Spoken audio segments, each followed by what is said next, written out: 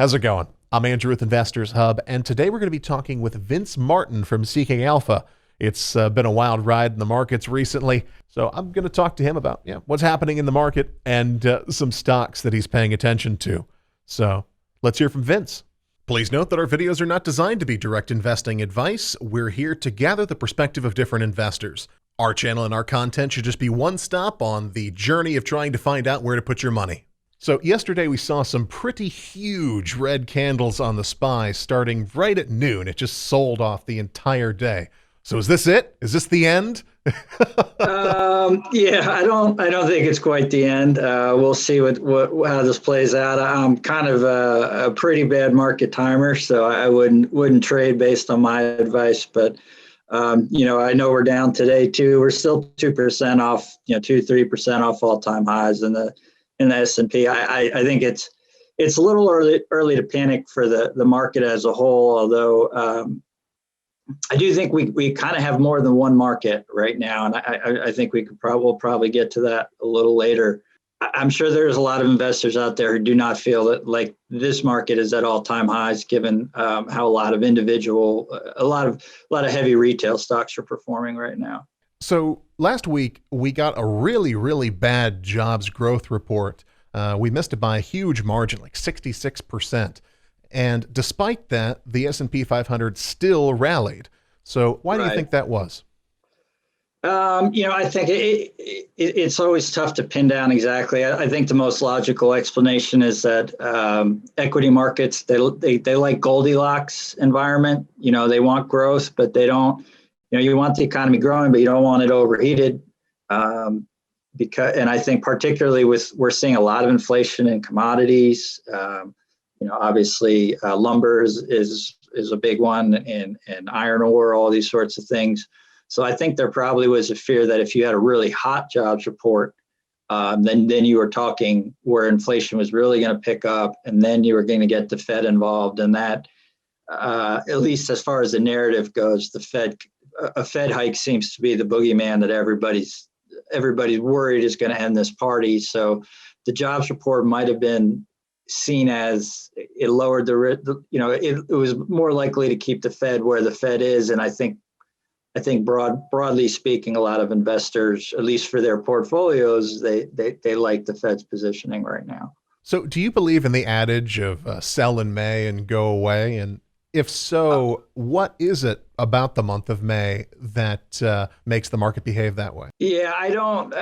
I guess there is data, and I think it's actually like a 6 month. That the 6 months starting in May, you do a little worse. And there was an article in the Wall Street Journal in like 2017 that said that effect was due solely to performance in the third year of presidential administrations. And I think when you hear stuff like that, you kind of wonder, it seems like stock market's been around forever, but we kind of really don't have that much data. We have 110 months of May, and sometimes they're just in 100, if you flip a coin 110 times, sometimes heads is only going to come up 42 or 47 or whatever.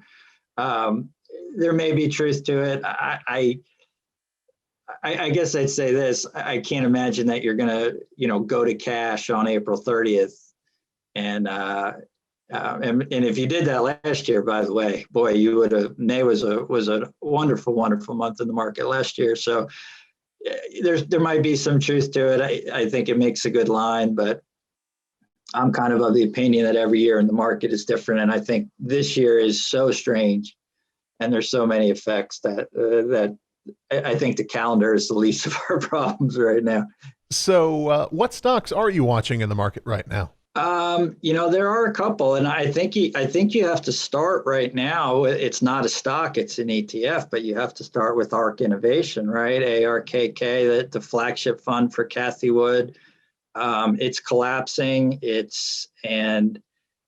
You look at some of the moves they're making. Bloomberg reported yesterday they sold a third of their stake in Apple to buy Coinbase. They're really heavy into a lot of these young growth stocks that are tanking.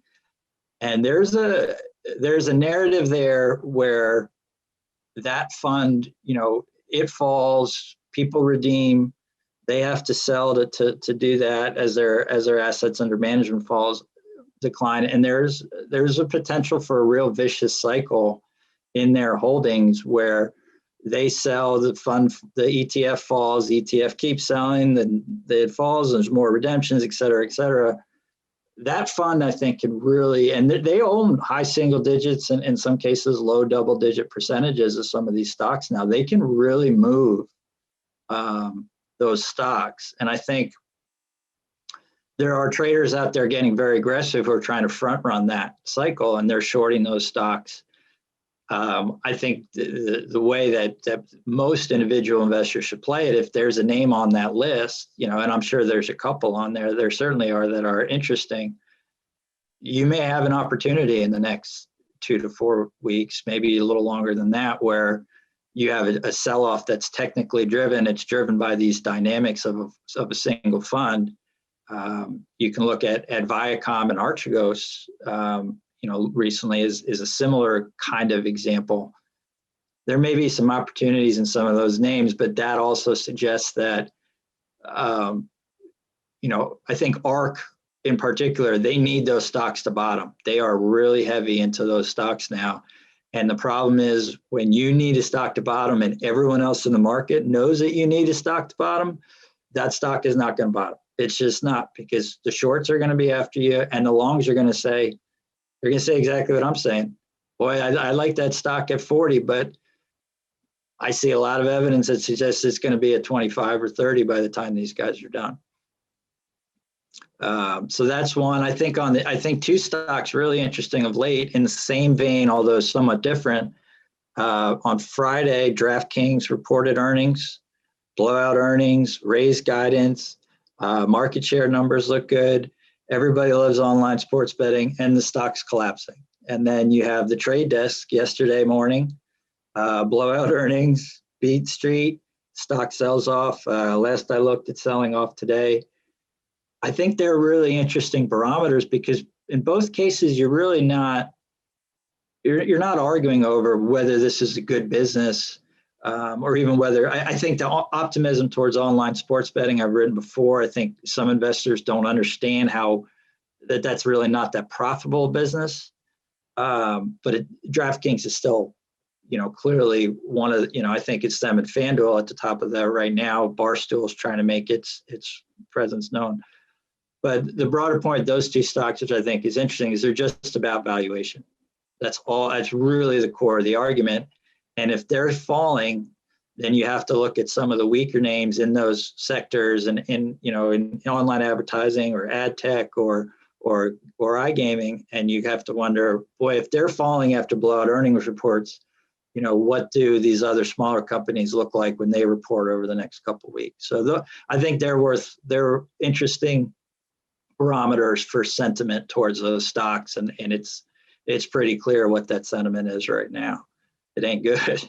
So do you have any final thoughts, and where can people follow you and read your work? My work is over at Seeking Alpha. I've been a little quiet of late, but that should pick up going forward. And I think that the broad thought I have based on what we said, I think it's going to be a really interesting year. And I think one of the things that's interesting for investors, and it's also very scary, we're seeing it right now, the market is not going to be correlated for the rest of the year. It's not going to be, the S&P went up 1%, and so most portfolios are going to go up 1%. You're going to have all these crosswinds between the pandemic winners and the return to normalcy plays and the growth stocks, and are we rotating to value? So I think we have a broader narrative that a lot of these stocks, it's manipulation and shorts and all that stuff. I hope investors dismiss a lot of that and just understand that in this market over the next 8 months, there are going to be individual stocks, particularly growth stocks, that move a lot in a hurry for reasons that may not be explainable in a tweet. And that doesn't mean that there's a criminal conspiracy. It means the world's kind of crazy right now. The market's kind of crazy right now. It's essentially a 12-year bull market, and things are going to be nuts this year. So when they get nuts, don't worry, don't blame people. If your stock goes down 30% and you think the market's wrong, it's not a bad thing. You can buy more. You can wait it out. You can, there's options here. So I would just tell investors what we saw for the last 12 months, last 14 months, I guess, where this all seemed easy. And you bought a SPAC and it went up, and you bought an EV stock and it went up, and you bought a crypto and it went up. I'm telling you right now, the next 14 months, they're not going to be easy. You're going to have to work harder. You're going to have to ride out some stuff. And I think that's great. I think that's when you have opportunities. And I think that's when it's a lot more fun to talk to people like yourself and to analyze it and do the work. But I would just tell investors to kind of buckle up. I think that we're gonna see some. We've already seen, it's been a crazy year. Let's be honest. I don't think that's going to end for some time to come.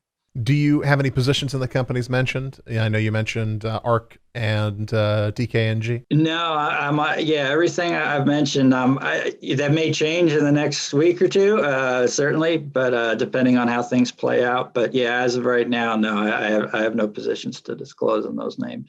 Thanks for watching, and be sure to like, comment, and subscribe, and be sure to check out the video with Paul Schatz from Heritage Capital.